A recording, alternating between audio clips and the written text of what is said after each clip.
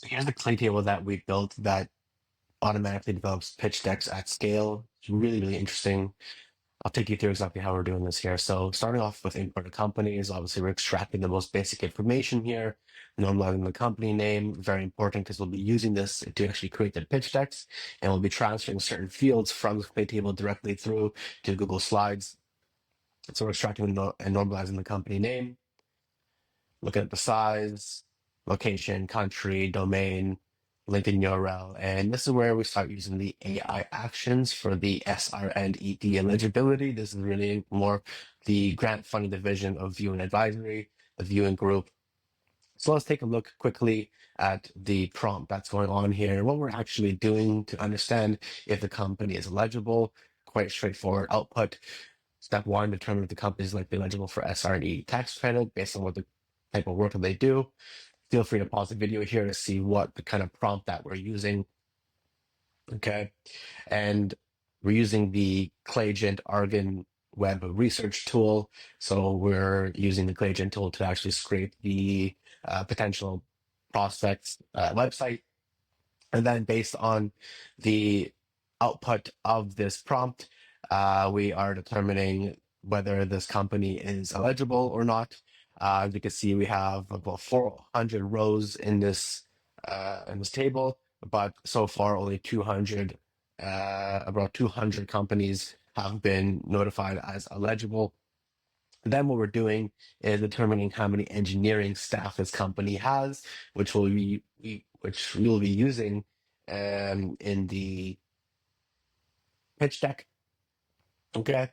And then we're extracting the number of engineering staff. So we're running a quick search here to find out the headcount based on the job title keywords that we're needing. So extracting the number of engineering staff. Then we're enriching the company and then inferring the number of engineering staff as well. And we're going to do some cross-checking there to see if that's actually accurate.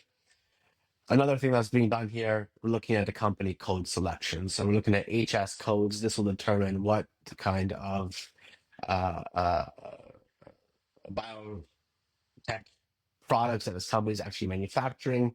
And this will be using subsequent AI actions as well. So you can see what we're doing here. Select the appropriate code from this list for the company that I give you. Here's the information, SRND eligibility, description, and then we have a prompt here that was developed to select codes for the Shred project based on the below information. So you don't have to go through all of this, but it looks at the different HS codes and then delineates exactly which bucket, which industry that they will be targeting. Okay. Then we're going to be looking at the company summary here for another AI action that we're running. This one is not scraping web, but what we're looking at here is to start developing a tagline, a hook that we can use in the pitch deck. So here we can see the prompt: complete the sentence for a cold email with a concise specific summary of what they do. Take a look at the name, etc. And this is what the actual output is going to be. Uh, Also, feel free to pause this so you can take a look at what's actually going on here. And then we can extract the activity. So we really just need a plain text file, the company response, what's going on, the province.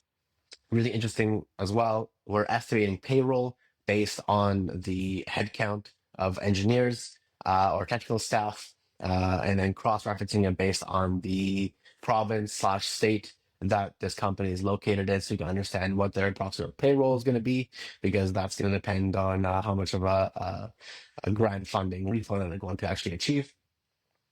And calculating the approximate payroll deductions that this company can actually achieve if they were to apply and get the grants that they're actually needing, the refund rate, the actual refund they're going to be getting. So we're running some formulas here to calculate these functions. So Clay, it's really interesting because you can actually run these functions within Clay to conduct the math that we actually need to achieve. Everything is touchless. Everything is fully automated here.